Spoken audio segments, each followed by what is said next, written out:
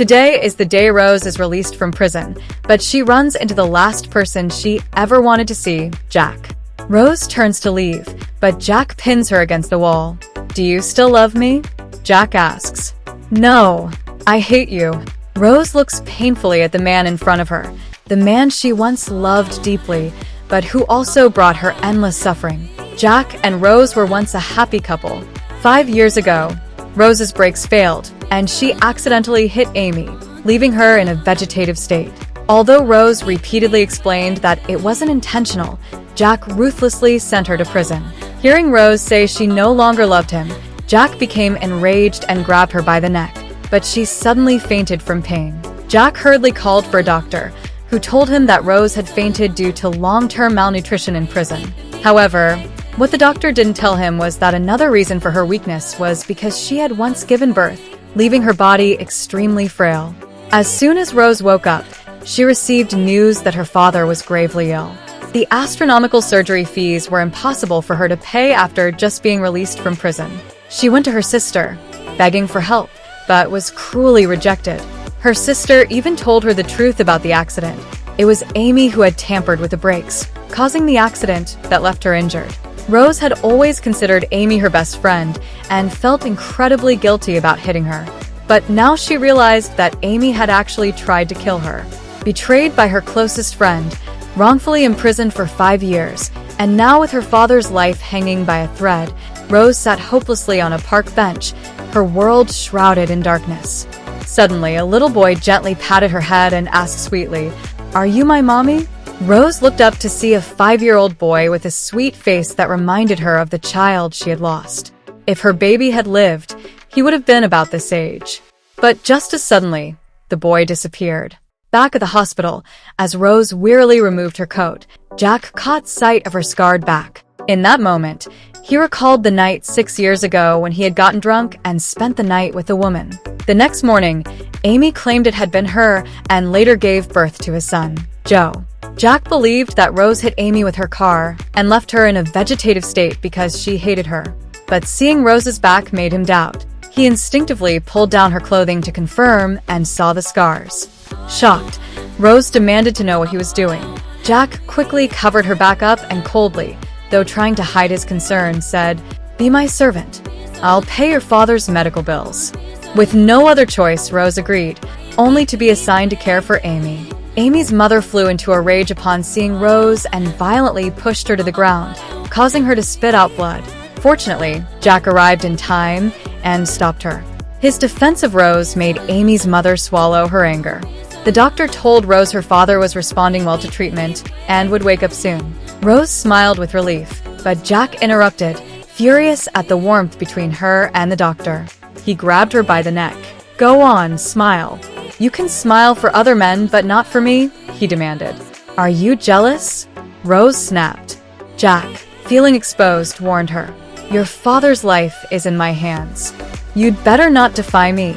After Jack left, the soft voice of a child whispered again in Rose's ear, "Mommy, don't be sad. Here's some candy." Rose was stunned to see it was the same little boy from the park. "How do you know I like this candy?" she asked in surprise. "Because I'm your child," the boy said happily. But soon after, the boy was taken away by a nanny. Despite knowing it was impossible, Rose couldn't help but think of the child she had lost at birth, never even getting the chance to hold him.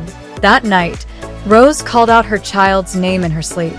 Jack, who had been sitting by her bed, heard it and grew jealous, demanding to know who she was calling out for. But Rose stubbornly refused to tell him. As they argued, urgent news came. Amy was in critical condition. Amy's mother forced Rose to donate blood to save her daughter and had the doctors draw her blood without mercy. By the time Jack arrived, Rose was pale and weak and soon fainted from blood loss. Jack carried her to emergency care, overwhelmed with conflicting emotions, hatred for Rose for hurting Amy, but also an uncontrollable obsession with her. Overcome with emotion, he kissed Rose's unconscious lips. Later, drowning his sorrows at a bar, Jack's friends assumed he was upset over Amy. But Jack drunkenly called out Rose's name. His friends had no choice but to call Rose to pick him up. At the bar, Rose was nearly assaulted by a lecherous man who ripped her clothes off, only to recoil in disgust at her scarred back, drawing mocking stares from onlookers. Jack appeared just in time, beat the man severely, and took Rose away. As Rose trembled and hugged herself tightly, Jack asked with pain in his voice how she got those scars. Rose, remembering the abuse in prison, spat bitterly. "All thanks to you." Jack was struck hard by guilt. Rose pleaded, "I don't love you anymore, Jack. Please let me go." But Jack, enraged again, kissed her forcefully and tore off her clothes, entangling with her in a passionate struggle. Just then, his assistant called. Amy had woken up. Jack abruptly sobered and left Rose, rushing to Amy's bedside. Amy clung to him, but the first thing Jack asked was the person who hit you really Rose? Amy panicked but insisted it was. Deep down, though, she began plotting how to get rid of Rose.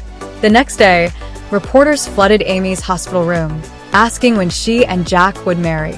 Jack said nothing.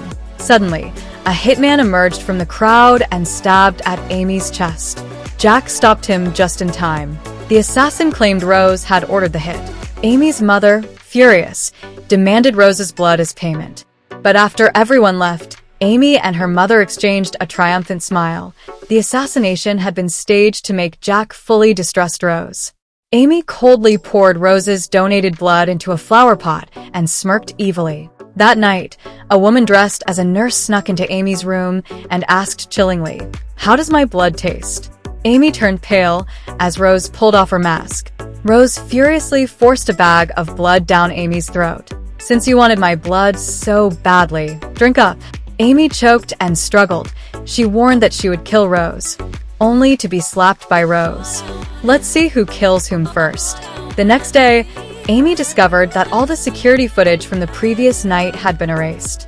Enraged, she rushed to Jack's house to push for marriage, using their son Joe to pressure him. But Joe cried, refusing to accept her as his mother. The wedding plans were postponed. Unwilling to give up, Amy sent Rose to a lecherous man. Jack, seeing this, misunderstood and thought Rose was marrying someone else. Furious, he dragged her home. "Who gave you permission to leave me?" he roared and forcefully claimed her. Rose coldly told him that she had given birth to a child 5 years ago. Jack was devastated, assuming she had been with another man. He ordered his assistant to investigate.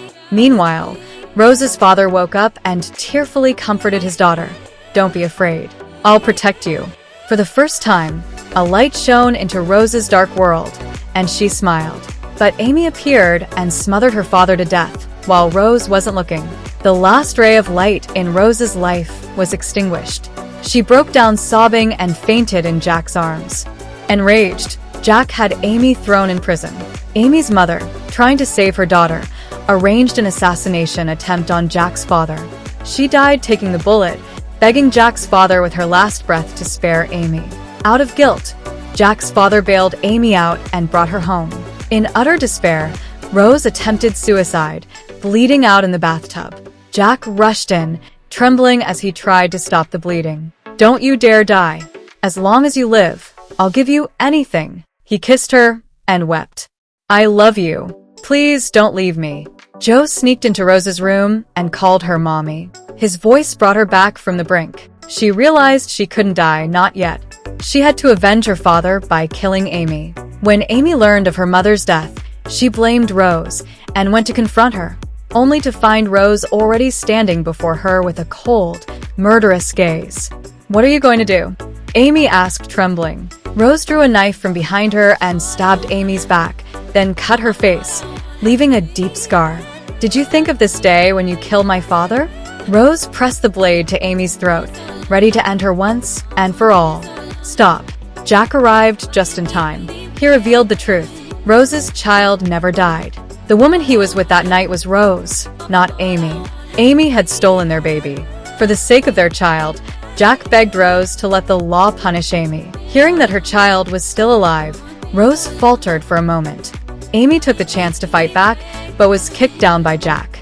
Amy tried to play the victim and begged Jack's father for help, but he had uncovered the truth of her deceit and coldly sent her back to prison. Finally, everything was over.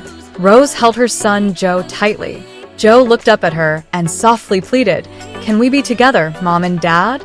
Jack knelt on one knee, kissed her hand, and whispered, "Stay, please." Do you think Rose will forgive Jack in the end? Leave your answer in the comments.